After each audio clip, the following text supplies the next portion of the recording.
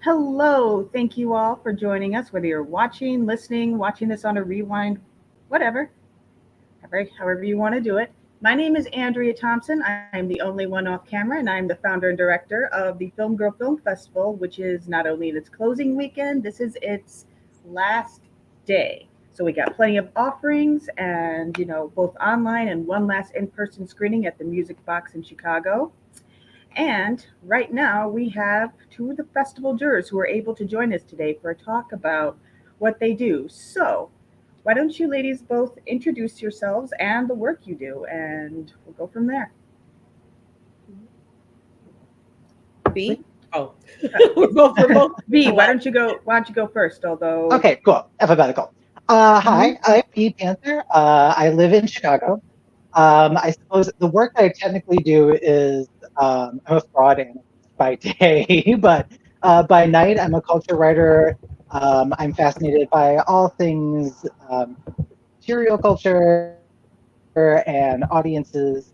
And I write a fair amount for Pace Magazine and the school. So in my free time, I try to do as much reading and writing as possible, and then sleeping, which is also one of my favorite hobbies. yeah, it's a hobby for us all, I assume, especially right now. Megan. Yeah, I'm Megan Latrice Fillmore. I have a production company called Hudson Fillmore where creatives come to find their roots. I have a background in line producing, unit production managing. So if you have a script, I can look at it, tell you how much it costs to get made or what sort of cuts you can make if you need to hit a certain budget point. Um, I I think I'm 11 months off. Yeah, I'm 11 months off of when I was laid off of being director of production management, doing scripted films at Paramount. It's very common these days that so many Mhm. executives are out, but I am currently working on a brand film. I just finished a PBS digital short on Thomas Wiggins. For people who don't know who he is, um, he was a slave and he had talents like Mozart, and he played all over the United States and the world, and his slave owners used his Wow. uncanny ability, and he made $1.5 million back in the 1800s for his Oh slave my owners. goodness. And so that will be coming out in October. I'm very, very excited about that project. I also am associated to a film that's going to close out this festival. Um, Egghead and Twinkie. I met the filmmakers when one of my films was in some festivals theirs was in, and they said they needed some help. And since I have a little more industry connections, I'm going to try to get this movie screened at large audiences on a streamer. But I'm a producer, just generally, just any type of producer, any type of content. Oh yes, yes. Script supervision and telling the story about a man so fascinating. I wanted to devote the rest of my time at a women's film festival talking about this story. No, no big. Yeah, I D, you're also I different. also have to say 2 years ago, I got to be in this festival. So Yes, yes, that's how we Cool. first became acquainted. and that's And That's amazing. yes, and a caveat: you did inform me that you were associated with Egghead and Twinkie, and so watchers do things right. We do things right here. She can judge foreign films, so nope, yes, no yes, yes. worries I of was I bias. was honest completely. Yeah. Yes, definitely. Well, I hope it finds a place on a streamer because it is wonderful. It has like such an endearing kind of tone to it, and all of the animation was just so fun to watch. Yeah. Yeah, it really was. Those young women really are the essence of this festival, especially because they made it in Florida with all the things DeSantis is pulling back.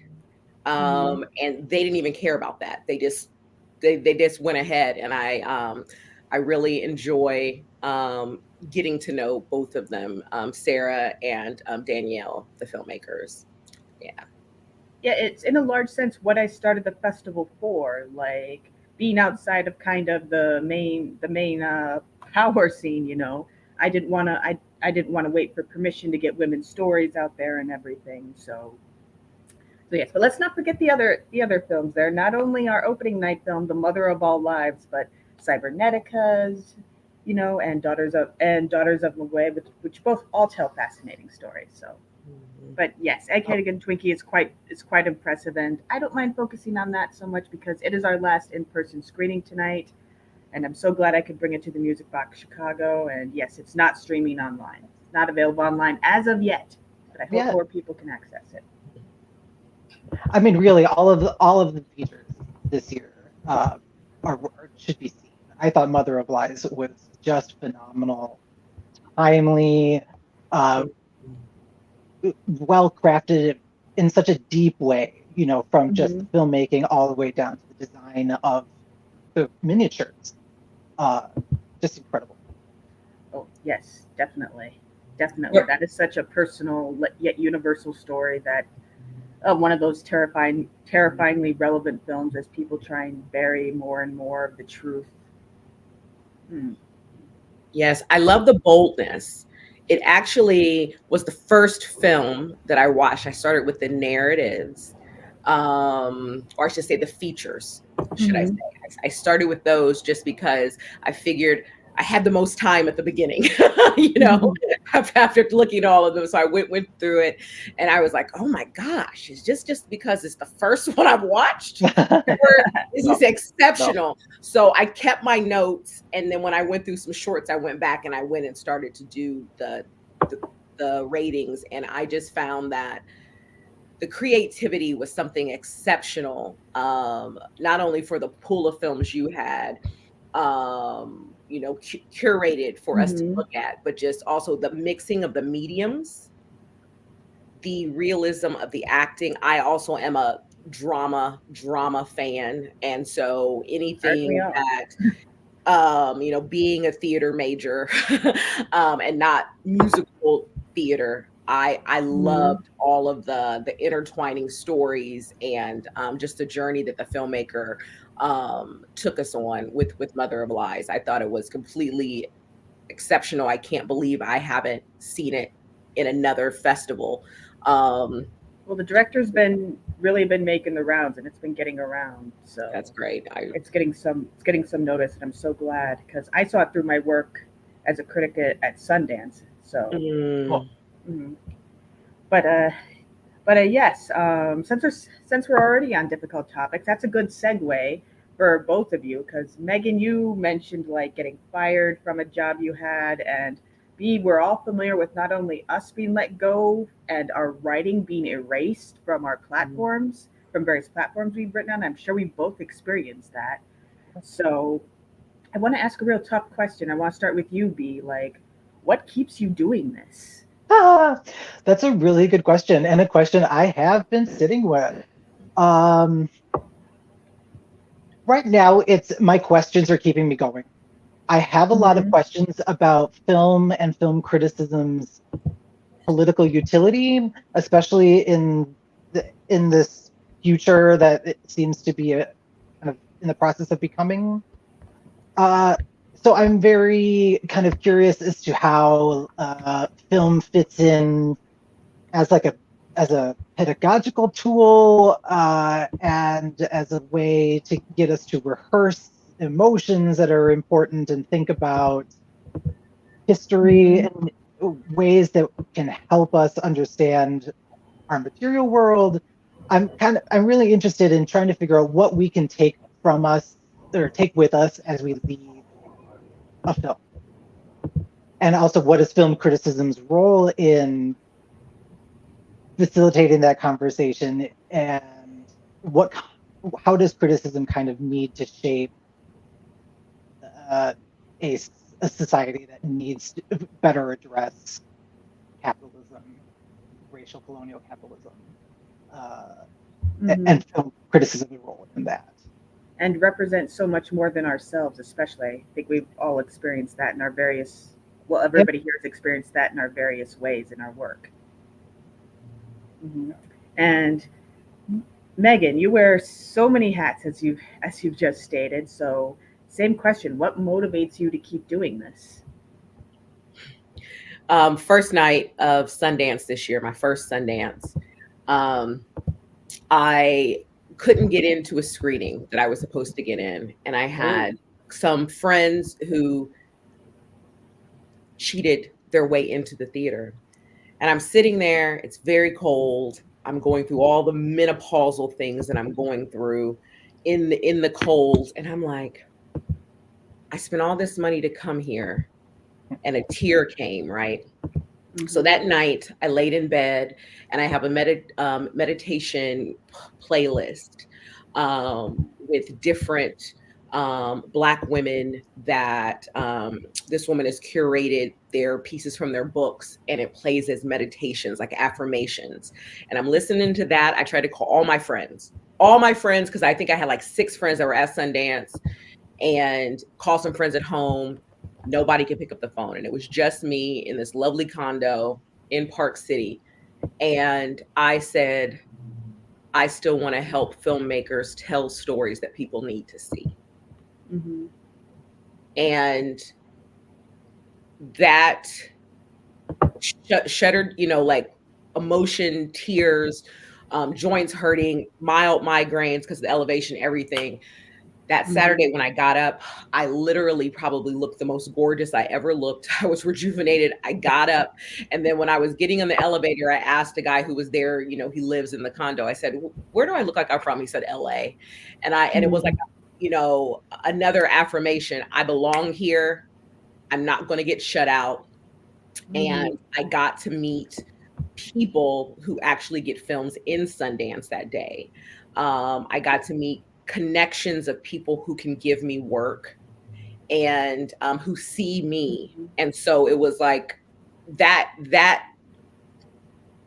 like 24 hours of all the emotions, the letdown, the heartbreak that going after your dream or your art does, but then also being in rooms with Christine Besson, being in rooms with Stephanie Elaine and like sharing a drink with these powerhouse women directors and knowing how many heartaches they've had, even though they're at this high stage, and that they're still doing the same thing I'm doing, meeting with new filmmakers, still meeting. And they're not really optimistic either about the future, but we're all still here.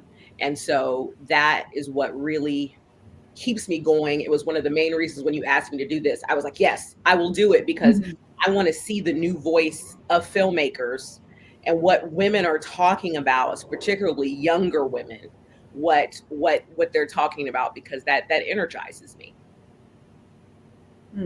Wonderful. And that's actually a great segue into my next question is, well, we've already discussed like how we're not only suffering in our professions, but how so many other people are suffering right now, whether it's the Middle East, whether it's, we mentioned Florida, good God, enough said, and across the country where people are trying to basically fit everyone into this box that is the traditional cis heteronormative, and which even, most men don't fit, most straight white men don't fit in a lot of ways. So what role, let's start with you, B, like what role do you think artists, writers have to play in this environment?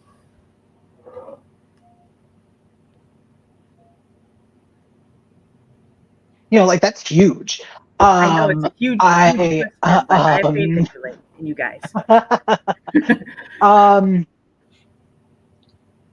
Yeah, like I said kind of earlier, one of the things that I am starting to think about when I sit down and watch a movie is what am I being allowed to rehearse? Like what sort of things has an artist put together to make me feel? And what can I learn from that feeling? Where has that feeling come from? I think the art and artists provide a tremendous vehicle for histories of feeling to come through that allow us to kind of sit with them, learn from them, maybe not in like a totally tangible way. I'm still kind of wrestling with whether or not we come out of a movie, if movies can really change people and society.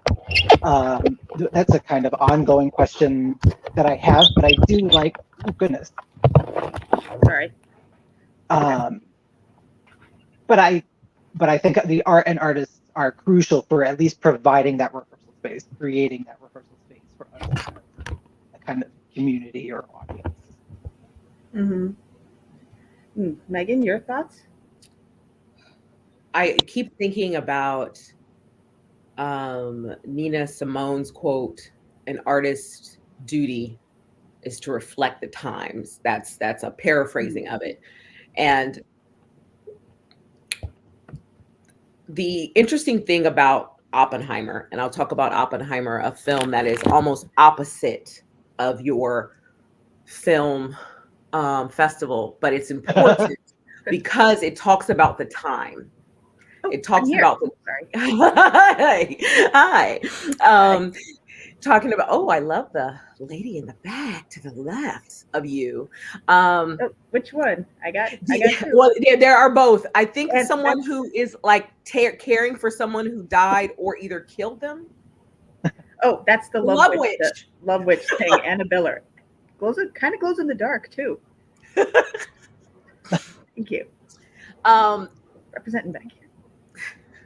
Thinking of Oppenheimer, how it won, and thinking about in 25 years when society is looked at what won, I don't think that a lot of the people who went to go see the movie realize they're being called out. Like white men, white Jewish men. Basically, Christopher Nolan is basically saying, you're still doing the same thing. He might, maybe Christopher Nolan's even job was not even to do that. But basically, if you look at what's going on worldwide with wars, our involvement in wars, we are, as a nation, still hurting the people that we actually should not be hurting, right? And we do it because we need to show the world that we're the most powerful.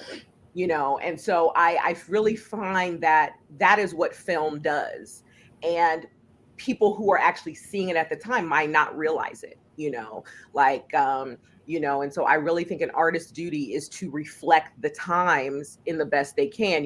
Christopher Nolan, his whole genre of films, all of his films have been to uncover corruption.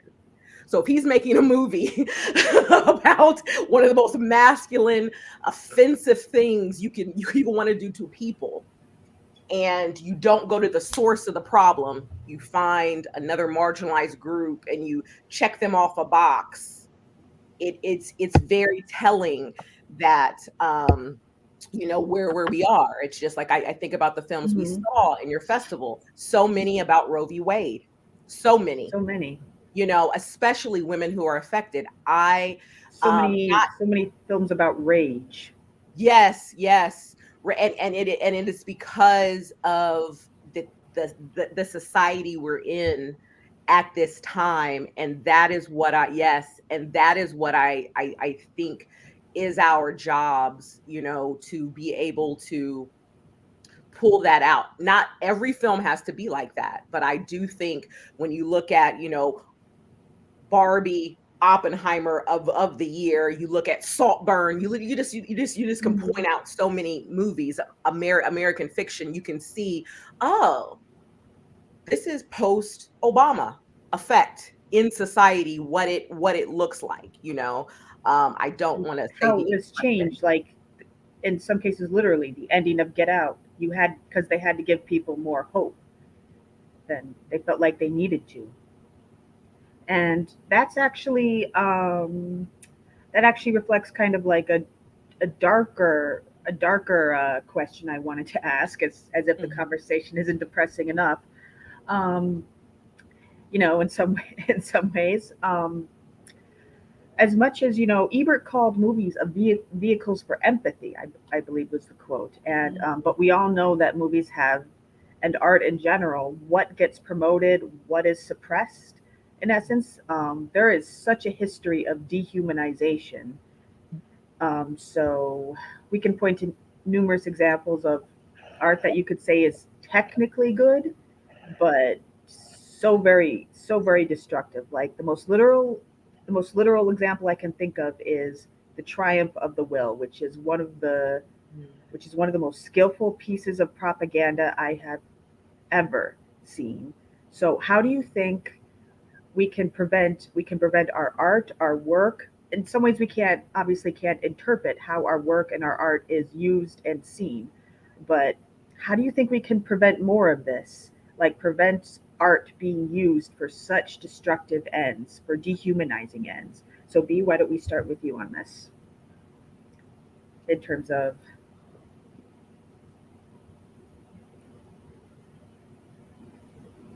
That's a good question. Mhm. Uh, um,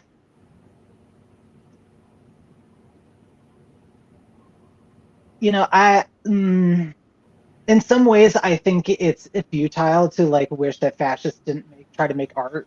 They're gonna try. They're gonna do They're it, and generally bad at it, at least, because there's some generally consolation. it's always about an agenda with that kind of thing. So. Yeah. Um, I think the best defense that we have is probably a more educated public than anything with the actual like film and filmmaking, because Hmm. yeah, Yeah, we those know it's creatives, not just about us. Yeah. like if the culture was more, you know, uh, media literate, or just like had a deeper sense of watching a political lens for their film watching, I think we could probably at least kind of nip some things in the theaters. Hmm. Um, but and they can even sometimes go through allegedly liberal things, um, and kind of see the legacies of colonialism still going on there. Uh, and so it's important for not just to be able to pick out fascism, but for continued legacies uh, on the cross the political spectrum of things that Hmm. be mindful of. Hmm. And Megan, I'm very interested in any thoughts you may have, because obviously you, unlike myself and B, we've mostly been on the writing, film criticism side, but you've been on many aspects of the filmmaking process. So. What I find that and that I have to do, I was interviewed this week by some men who they've never had to operate the way I've had to.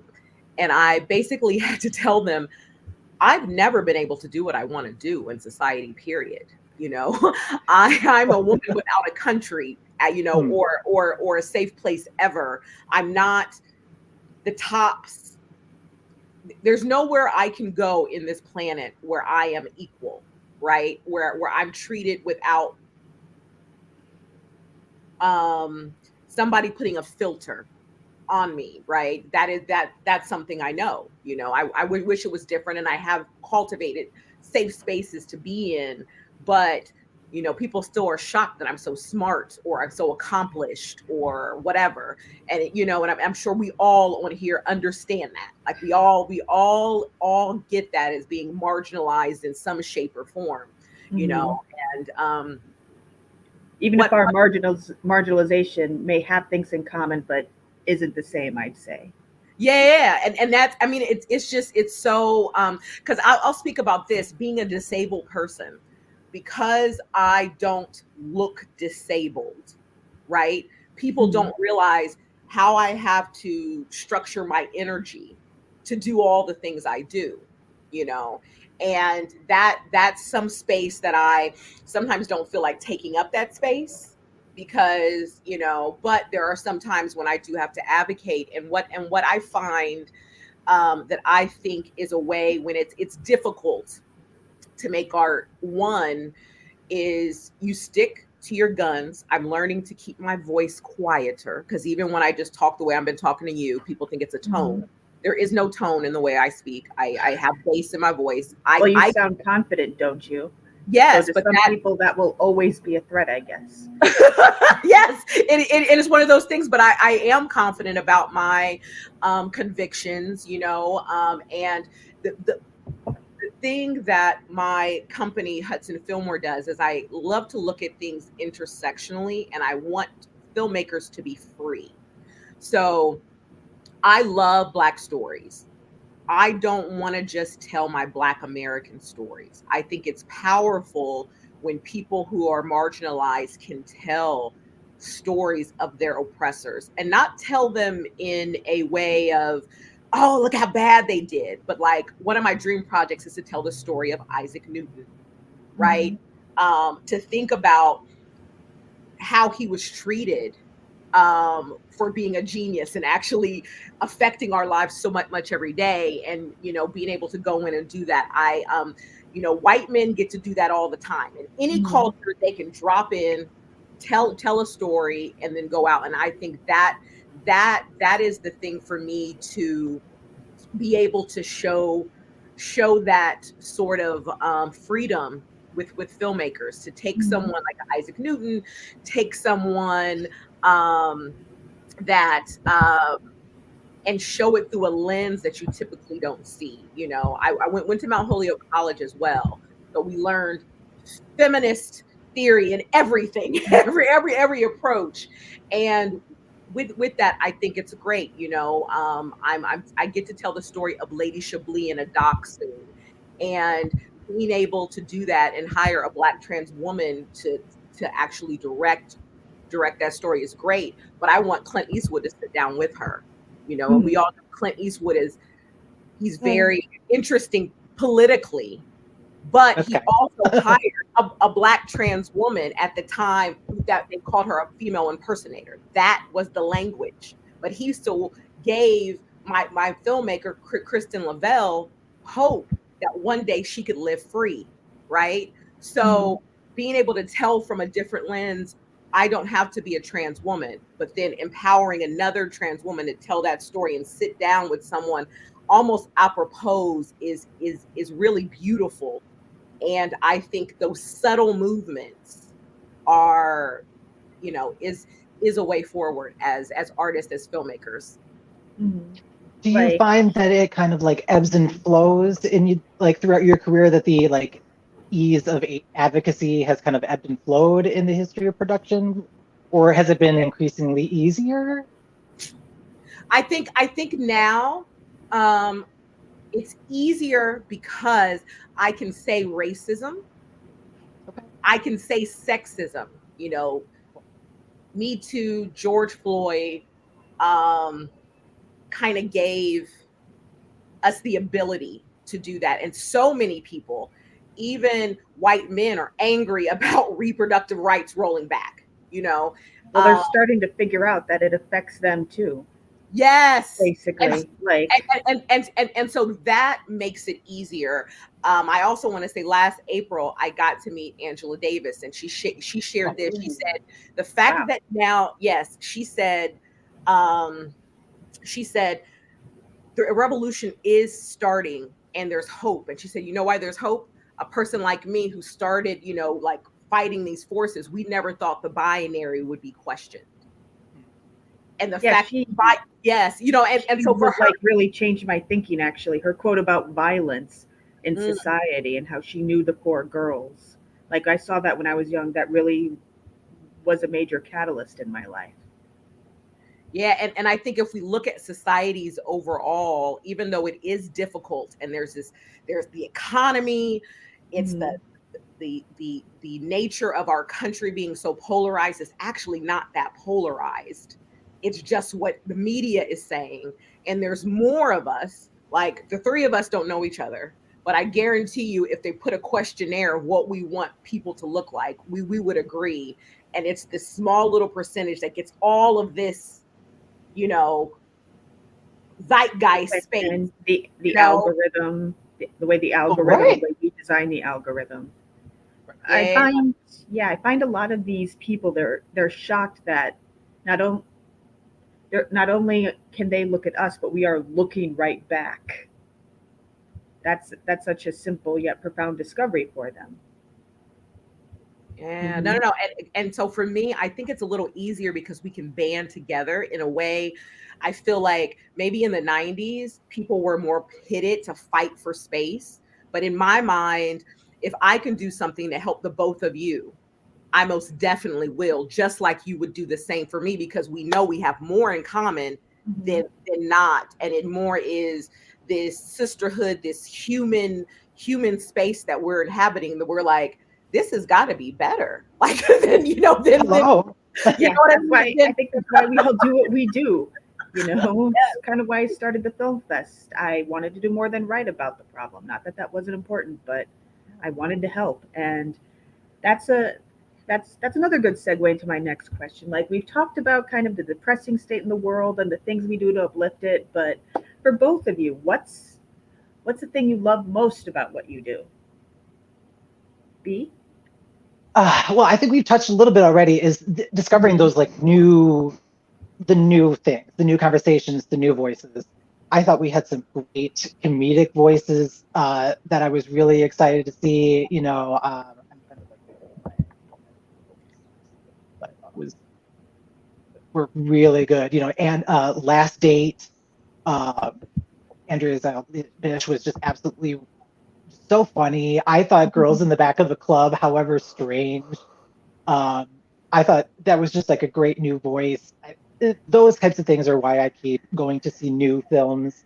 I keep watching films because it does teach me about now and Mhm. how other people are experiencing now. I also know that sometimes those things are difficult watches, but I also feel less alone because okay, I'm not the only one thinking this way or about these things. Uh, so feeling kind of less alone.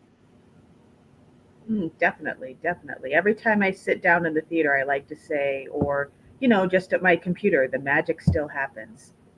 Yep. It's cheesy, but it's true. No, for sure. You can go back in time.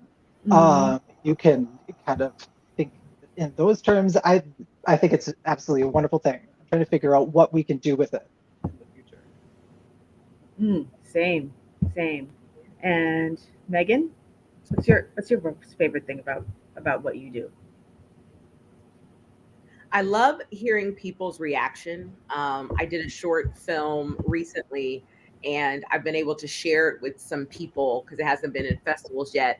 And when certain people watch it, I love what they take away from it, because when it is something I planned on doing, because I am still garning my legs as a director and realizing how hard it is as a director to get across what you mean. When I can do it, it's like, whoa, like I actually did it. Like I got a group of 30 some people to actually help me put it back on screen. That is something very empowering, because as I grow and I'm able to teach other filmmakers how to do that, as a producer, that's what completely excites me. Beyond anything else, it's like if the both of you looked at some of my work and you could tell me your thoughts about it, and it actually was like what we were thinking. That is wonderful. Mhm. I think sharing is so important, whether sharing your art as an artist or even sharing your reaction as a film watcher. I think sometimes we get like a lot of heat for a decline in media literacy, but I do think people still actively want to talk about the things that they've watched, even if they're doing it without maybe the best tools. There's still an impulse that is still thriving, even if it's to debate um, with terrible language. They're still they're doing it kind of at least unofficially. Uh, I think that sharing impulse is definitely something that is going to be so useful. Definitely. Just to still have that impulse just to learn about something and accidentally discover something outside of your bubble. And yes, this conversation has gotten away from me at times, but in the best way. So thank you. I think I'd like to wrap it up by asking, like, what are you guys working on next? Because I know you both are. Uh, what am I working on? Yeah. What are you Uh, working on now? What's upcoming for you? I've got a new piece for Pace coming out next month about the Death Becomes Her musical that's debuting here in Chicago. So I will be kind of taking all of that in and running it through some queer lenses and seeing what kind of new and exciting things we can learn about maybe immortality on a live stage. So keep going. Just gonna keep writing, keep my head up. That's kind of what I've got, my big project. Nice. And Awesome. Megan? My short film Soul Tie, it's being decided if it's going to be in festivals this summer. So fingers crossed that happens. I also, as I stated, I'm working on getting developing funds for the Lady Chablis documentary that we got the life rights to. So I'm very, very excited about that. I also am a filmmaker that I met at Sundance. I'm in talks with him to produce his first feature. And, and I'm also just hitting those networking streets. But before that, which I think is really important to just bring everything home, I'm going to Europe for 2 weeks at the end of April, just to recharge my energy from Q1 so that I can make it through the rest of the year, hopefully halfway sane as we approach November. And also everything that comes with that in this industry as well. Good. Fingers crossed that. Okay, I'm just going to say it. Whoever the Democratic is, please let them win out. I'm not going to apologize for rooting for a specific political party as much problems as we have with them, but God, not he who must not be named. I can't believe. Okay, I can, but I can't believe it's in danger of happening again. Even though, you know what? How about one more question? Do you guys have a favorite movie? Do we have a favorite movie? Yeah. Yes. Probably gazillion. I love them all. I have one Clue? one depending on the day. Clue will probably be my lifelong favorite movie just because it's been with me the longest. Mm-hmm. Okay, so favorite movie outside of your festival. Ooh, yes. Okay. Yeah, don't want to reveal that quite yet. Got you. Of the last year of 2023, it was American Fiction, hands down. I stayed up for almost 2 days because I was so excited that that was someone's first movie, and it really said what I feel, that race is a lie. And that's something that I truly believe deep down, but I have such, I don't know, my so much of my life is built around the fact that I'm a Black woman. And if I didn't have to deal with that, I was like, how much more time would I have in the day and emotional space? But the movie just said it very, very subtly all throughout everything else it did. Like that was the thing. And it takes a lot of skill as a director to do that. And he won for writing, the Oscar, but the directing really, no one like seemed to not care. It takes other directors 6 or 7 films to be as clear as he was, and he was clear in every single thing. And so I don't know, it was my favorite movie of the year, even though the Black community views it differently, and I'm so sad about that. I love how many ways people reacted and interpret, and I just love the conversation around that movie in a lot of ways. Well, thank you so much for not only joining me here, but being a festival juror. It's much appreciated. I've loved reading your opinions of all the movies, and I can't wait to announce your decision. Hopefully tonight at the Egghead and Twinkie premiere. Music Box Chicago. Exciting. Lovely. Again, thank you. And so happy you could join. Yes. Yeah. Thank you. Lovely to see you all.